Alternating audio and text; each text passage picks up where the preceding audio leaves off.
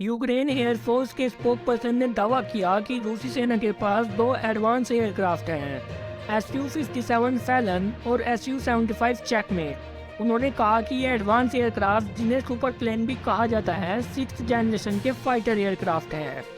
हालांकि रूसी मीडिया ने रिपोर्टों में आरोप लगाया कि इन एयरक्राफ्ट का इस्तेमाल मिलिट्री ऑपरेशन में किया गया था।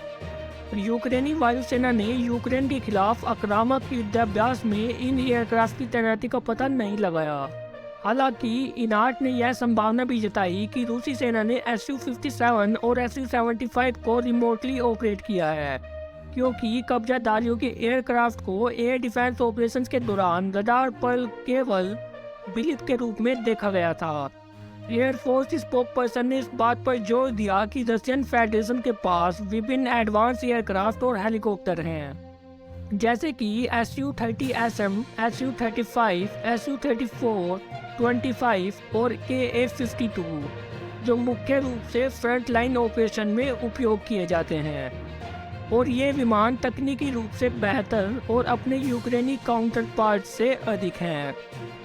और दूसरी तरफ एक प्रमुख फाइटर एयरक्राफ्ट निर्माता के रूप में अमेरिका दुश्मनों का जवाब देने से पहले उनका पता लगाने और उन्हें उलझाने पर केंद्रित एडवांस टेक्निक को प्राथमिकता देता है।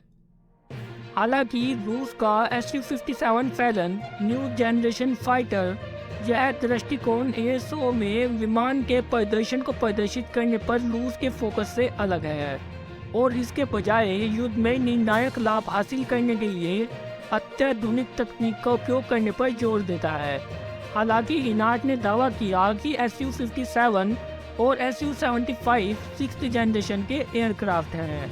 वास्तव में उन्हें 5th जनरेशन के एयरक्राफ्ट के रूप में वर्गीकृत किया गया है। वर्तमान में रूसी वायुसेना ने 5th जनरेशन के Su-57 एयरक्राफ्ट को ऑपरेट करती है। फिर भी यह पूरी तरह से स्पष्ट नहीं है कि यूक्रेन के एक हाई रैंकिंग ऑफिशियल का मानना है कि रूसी सेना वर्तमान में Su-75 विमान को ऑपरेट कर रही है, जबकि दूसरी तरफ रूसी मीडिया ने पहले यूक्रेनी पति को टारगेट करने वाले ऑपरेशंस में Su-57 फाइटर जेट एयरक्राफ्ट की तैनाती का दावा किया। चल रहे संघर्ष में Su-75 की भागीदारी की सरकारी मीडिया से कोई रिपोर्ट प्राप्त नहीं हुई। बताया जाता है कि चल रहे संघर्ष के कारण सुखोई 75, जिसे चेकमेट के नाम से भी जाना जाता है, उसके विकास की निर्धारित समय सीमा में देरी हुई। और Su-57 के संबंध में रूसी सैन्य अधिकारियों ने दावा किया कि फैलन ने चल रहे संघर्ष के दौरान प्रभावी ढंग से प्रदर्शन किया।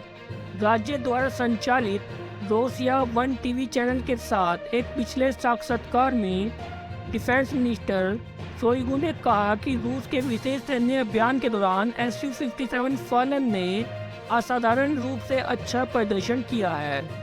शोइगु ने Su-57 की एयर डिफेंस और एयर डिफेंस की बचाव करने की क्षमता के बारे में सेकी बखारी।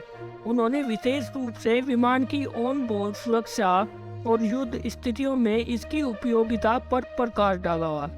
दरअसल 2018 में मॉस्को ने दावा किया कि Su-57 ने असद शासन की ओर से सीरिया गृह युद्ध में भाग लिया, जो कि पहली बार युद्ध तैनाती को चिन्हित करता है। लेकिन इस दावे का समर्थन करने के लिए कोई सबूत नहीं है। हालांकि पिछले साल फरवरी में रूस के यूक्रेन पर आक्रमण के बाद मई 2022 में रूस द्वारा दावा किया गया था कि Su-57 ने आक्रमण के पहले 2 से 3 सप्ताह के भीतर युद्ध देखा था। उस समय रूसी राज्य मीडिया ने सूत्रों का हवाला देते हुए बताया कि रूस द्वारा संचालित Su-57S ने स्टैंड ऑफ दूरी से यूक्रेन में टारगेट पर मिसाइल लॉन्च की। माना जाता है कि रूस के पास वर्तमान में अपनी वायुसेना में 10 से कम Su-57 है, जिससे वह युद्ध में विमान को तैनात करने और अपने नुकसान को जोखिम में डालने के बारे में सतर्क रहता है। अगर नतीजे की बात करें तो देश अभी भी युद्ध में अपनी सफलताओं का दावा करते हुए Su-57 की स्थिति के बारे में विशिष्ट सवालों के जवाब देने से बच सकता है।